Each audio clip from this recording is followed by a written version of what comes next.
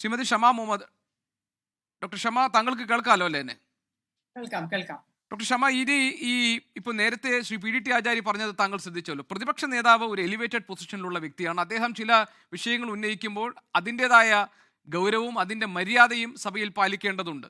അങ്ങനെ ഒരു വിമർശനം രാഹുൽ ഗാന്ധിക്കെതിരെ ഉണ്ടോ? എനിക്ക് ശ്രീ ആചാര്യനോട് ഇതാ ചോദിക്കണ്ടേ.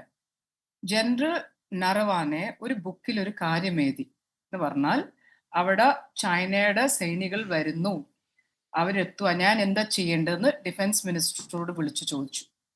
അപ്പൊ അദ്ദേഹം പറഞ്ഞു ഞാൻ പറയാം. 2 മണിക്കൂറിൻ്റെ അകത്ത് അവർക്ക് ഒരു മറുപടി കിട്ടിയിട്ടില്ല. അപ്പം ആദ്യം തന്നെ പറഞ്ഞ മതിയായിരുന്നു ജോ ഉച്ചിത് സംജോ വോ കറോ, നിങ്ങൾക്ക് എന്താ നല്ലത് തോന്നുന്നത് ചെയ്യാൻ. അതാണ് 2 മണിക്കൂറിന് ശേഷം പ്രധാനമന്ത്രി രാജ്നാഥ് സിംഗ് ത്രൂ നരവാനോട് പറഞ്ഞത്. അപ്പൊ ഞാൻ ചോദിക്കുന്നു, ആദ്യം തന്നെ പറഞ്ഞ മതി നിങ്ങൾക്ക് എന്താ തോന്നുന്നത് അത് ചെയ്യൂ, നിങ്ങളാണ് ചീഫ് ഓഫ് സ്റ്റാഫ്, നിങ്ങൾ ചെയ്യൂ. എന്തുകൊണ്ട് 2 മണിക്കൂർ കാത്തിരുന്നു? എന്തുകൊണ്ട് ചൈനീസ് സൈനികൾ ഇങ്ങോട്ട് മുന്നോട്ട് വന്നു? അപ്പൊ ചൈനയിലെ പേടിയാണോ നരേന്ദ്രമോദിക്ക്? ഇത് വലിയ സുരക്ഷയെ പറ്റിയിട്ടായത്. ഇതിന്റെ മറുപടി നരേന്ദ്രമോദി പറയണം. അപ്പൊ എനിക്ക് മനസ്സിലായില്ല അദ്ദേഹത്തിന്റെ PDT ആചാര്യ എന്ത് ഇതിലാണ് അത് പറഞ്ഞത്. അപ്പം ഈ കാര്യം നമ്മൾ ചോദിക്കുന്നത് ഞാൻ ഇനിയും പറയുന്നു, ഇത് ഒരു ചീഫ് ഓഫ് സ്റ്റാഫ് എഴുതിയ ഒരു ബുക്കാണ്. ഇന്ത്യ ടുഡേയിൽ അത് പബ്ലിഷ് ചെയ്തിരിക്കുക.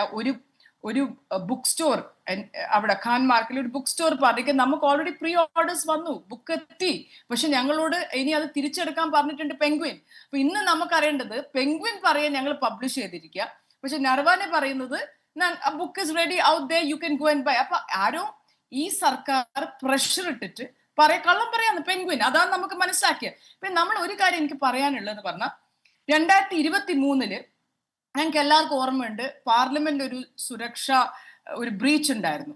അതെന്താന്ന് പറഞ്ഞാൽ പ്രതാപ് സിംഹ എന്ന് പറഞ്ഞ അവർ MP 2 പേർക്ക് പാസ് കൊടുത്തിട്ട് അവര് കയറി MPs-ന് അവര് അടിക്കാൻ നോക്കി, എന്തോ അവരെ ചെയ്യാൻ നോക്കി. അപ്പൊ ആ സമയത്തും ഓം ബിർള 141 MPs-നെ സസ്പെൻഡ് ചെയ്തത് ഇന്ത്യയുടെ ചരിത്രത്തിലില്ല. പ്രതിപക്ഷ 141 ഓപ്പോസിഷൻ MPs-നെ സസ്പെൻഡ് ചെയ്തു. അപ്പൊ അതൊന്ന് ക്ലിയർ. നമ്മൾ അന്ന് ചോദിക്കാം ഇത് എങ്ങനെ വന്നു ഈ സെക്യൂരിറ്റി ബ്രീച്ച്. ഇപ്പൊ കോൺഗ്രസിന്റെ കീഴിലെങ്കിൽ അവര് പ്രതിപക്ഷമെങ്കിൽ എന്തായിരിക്കും അവര് പറയും, നിങ്ങൾ പാകിസ്ഥാനിനെ കൊണ്ടാന്നു, നിങ്ങൾക്ക് പാർലമെന്റ് നോക്കാൻ പറ്റുന്നില്ല. അതല്ലേ പറ്റിയതെന്ന് അവരൊരു MP കൊടുത്തിട്ടല്ലേ വന്നത്. അപ്പൊ അതിന്റെ മറുപടി നമ്മൾ ചോദിക്കുമ്പോൾ 141 MPs-നെ അദ്ദേഹം സസ്പെൻഡ് ചെയ്ത്. അപ്പൊ ക്ലിയർലി പാകിസ്ഥാന എങ്ങനെയാണ് മറ്റേ ഇദ്ദേഹത്തിന്റെ നിഷികാന്ത് ദൂബെ ബുക്ക് എടുത്ത് വന്നിട്ട് നെഹ്റു ഫാമിലിനെ പറ്റിയിട്ട് ആക്ഷേപിക്കുമ്പം എന്തുകൊണ്ട് ഓം ബിർള നിർത്തിയില്ല? ഓം ബിർളക്ക് പറയാം we cannot quote from books.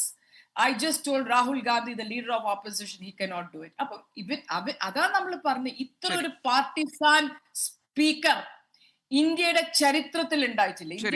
ലോകത്തെവിടെയായാലും ഏത് സമയത്തും 24 വാർത്തകളും ഓഗ്മെന്റഡ് റിയാലിറ്റി പാക്കേജുകളും എക്സ്പ്ലെയിനറുകളും വിശദമായി കാണാൻ ഞങ്ങളുടെ YouTube ചാനൽ നിങ്ങൾക്ക് സബ്സ്ക്രൈബ് ചെയ്യാം.